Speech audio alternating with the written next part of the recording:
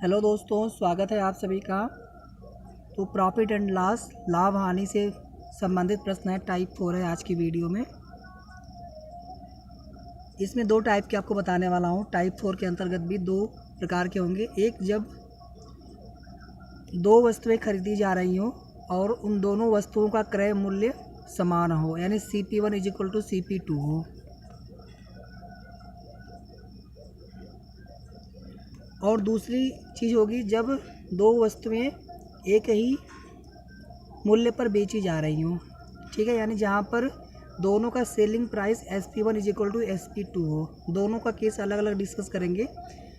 तो शुरू करते हैं आज के पहले क्वेश्चन से। एक आदमी 10,000 रुपये की दर से दो वस्तुएं खरीदता है। इनमें से एक को वह 10% लाभ पर तथा दूसरे को 10% हानि पर बेचता है। तो कुल व्यापार में उसका लाभ या हानि का प्रतिशत बताइए। इसमें देखिए ट्रिक आपकी यही है, जब भी आपका क्रय मूल्य दोनों वस्तुओं का समान हो, CP1 = CP2 हो, उस स्थिति में अगर एक वस्तु को बेचने पर जितना उसे लाभ होता है और दूसरे वस्तु को बेचने पर अगर उतनी ही हानि होती है, तो कुल व्यापार में उसका जो लाभ या हानि का प्रतिशत होगा ये 0 होगा। यानी न तो लाभ होगा न तो हानि होगी, ठीक है, न तो लाभ होगा और ना हानि होगी। ये आपका हो जाएगा डायरेक्ट आंसर। कुछ भी आपको करने की ज़रूरत नहीं है। मैं आपको यहाँ पे इसको वेरीफाई करके दिखा देता हूँ। जैसे ये 10,000 रुपये में दो वस्तुएं खरीदी जा रही हैं। पहले को 10% लाभ पे बेचा गया, आप इसका 10% निकाल लीजिए, यानी 1,000 रुपये उसको लाभ मिला। और दूसरी वस्तु पर इतना ही, यानी 10,000 पर 10% की हानि भी हो जाती है, ठीक है। एक वस्तु पर को बेचने पर 1,000 का लाभ मिला, 1,000 रुपये का 10% का लाभ मिला, और दूसरे वस्तु को बेचने पर 10% की हानि, यानी 1,000 रुपये की हानि हो गई। तो आप यहाँ देख लीजिए, दोनों का अगर आप नेट निकालेंगे तो 0 आ गया, यानी न तो उसे व्यापार में कोई लाभ होता है और न ही हानि होती है। अगर इसी क्वेश्चन में ऐसे होता कि 10,000 रुपये की दर से या किसी मूल्य की दर से दो वस्तुएं खरीदी जाती हैं, दोनों का क्रय मूल्य समान है, ठीक है, और उनमें से किसी एक को वस्तु को बेचने पर लाभ हो, दूसरे को वस्तु को बेचने पर हानि हो, उन दोनों में कोई डिफरेंस होना चाहिए। हो सकता है लाभ ज़्यादा हो हानि कम हो, या हानि ज़्यादा हो लाभ कम हो।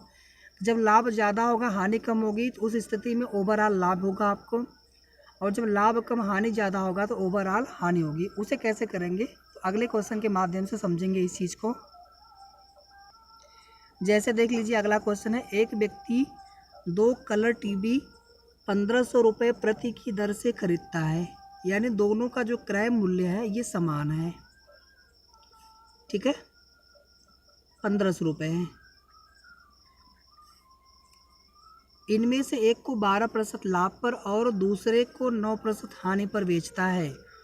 उसे सौदे में हुए लाभ या हानि का प्रतिशत बताइए।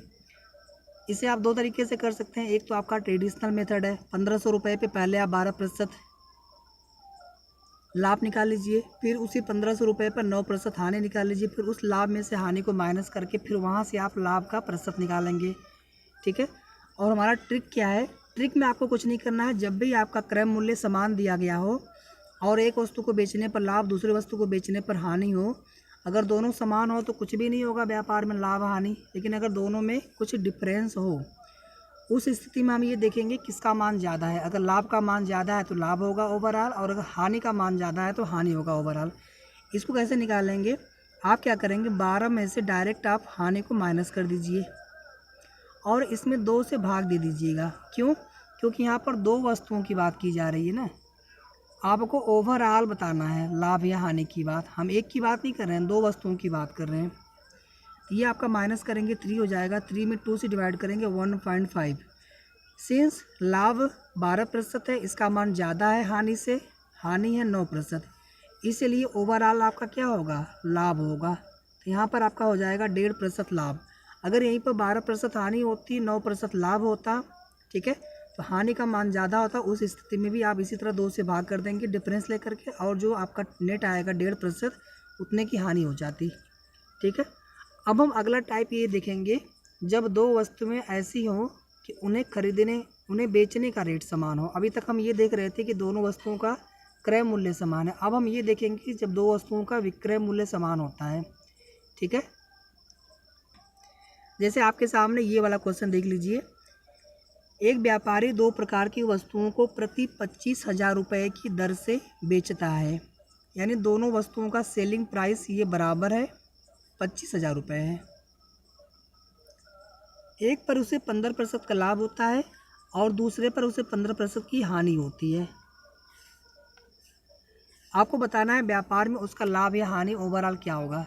देखिए दोस्तों, जब मैंने बताया था आपको, जब CP1 = CP2 यानी जब दोनों वस्तुओं का क्रय मूल्य समान होता था और जब उन वस्तुओं को बेचने पर एक वस्तु पर जितना लाभ होता है दूसरी वस्तु पर उतनी हानि होती है, तो ओवरऑल आपका टोटल जो नेट होता है लाभ या हानि का प्रतिशत, ये कुछ भी नहीं होता है, न तो लाभ होता है न तो हानि होती है। लेकिन जब ये दोनों वस्तुओं का विक्रय मूल्य समान हो और एक को 15% पे लाभ पर और दूसरे को 15% हानि पे, यानी सेम जितने पे लाभ होता है उतने ही हानि पर दोनों वस्तुओं को खरीदा गया हो, तो यहाँ पर आपका नेट जो होगा लाभ या हानि का प्रतिशत, ये कभी भी 0 नहीं होता है, बल्कि इसका मान कैसे निकालेंगे आप, x² इसकी डिवाइड आप 100 कर देंगे, इतना प्रतिशत, और ये हमेशा हानि होता है। इस चीज़ को आप याद रखिएगा, यही हमारी ट्रिक है। जब भी दो वस्तुओं का विक्रय मूल्य समान हो और एक वस्तु पर जितने प्रतिशत की हानि होती है दूसरे वस्तु पर उतने ही प्रतिशत का लाभ होता है, उस स्थिति में ओवरऑल हमेशा हानि होती है। हानि का मान कैसे निकालते हैं, x² यानी जितने प्रतिशत का लाभ होता है उतने प्रतिशत की हानि होती है, उसको मैंने x मान लिया, x² अपन 100 कर देंगे, इतने प्रतिशत की हानि होती है। इस चीज़ का ध्यान रखेंगे, हमेशा हानि होती है। तो यहाँ पर देख लीजिए 15 का स्क्वायर कर देंगे और इसमें डिवाइड करेंगे 100 से, ये होता है 225, 100 से भाग देंगे तो आपका हो जाएगा 2.25% की हानि होगी ओवरऑल व्यापार में। ठीक है, अगला क्वेश्चन देख लीजिए एक और। एक व्यापारी दो प्रकार की वस्तुओं को प्रति 50,000 रुपये की दर से खरीदता है। ठीक है, खरीदता है, याद रखिएगा CP1 = CP2 की बात की जा रही है यहाँ पर।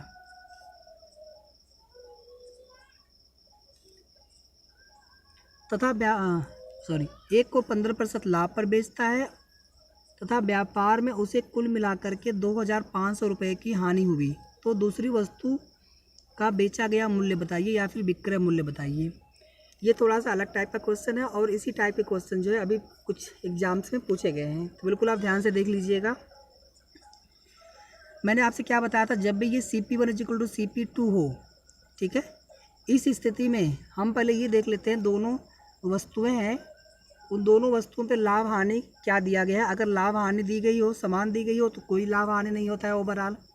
अगर लाभ हानि में डिफरेंस होता है तो उसी हिसाब से हम लाभ या हानि की गणना कर लेते हैं।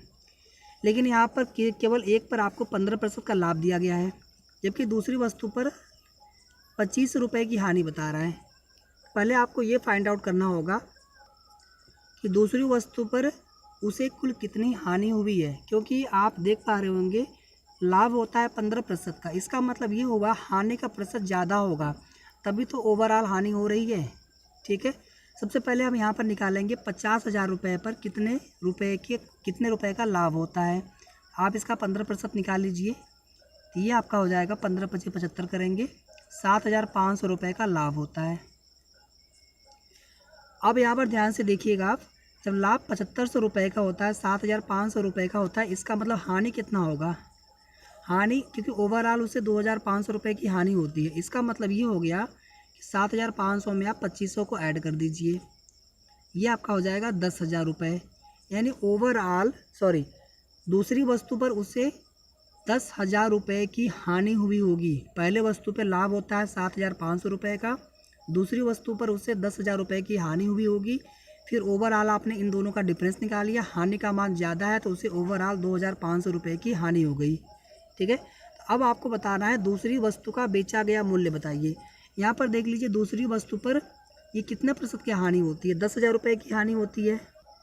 बिल्कुल आपका सिंपल सा क्वेश्चन हो गया, 50,000 में से आप इस 10,000 को माइनस कर दीजिए।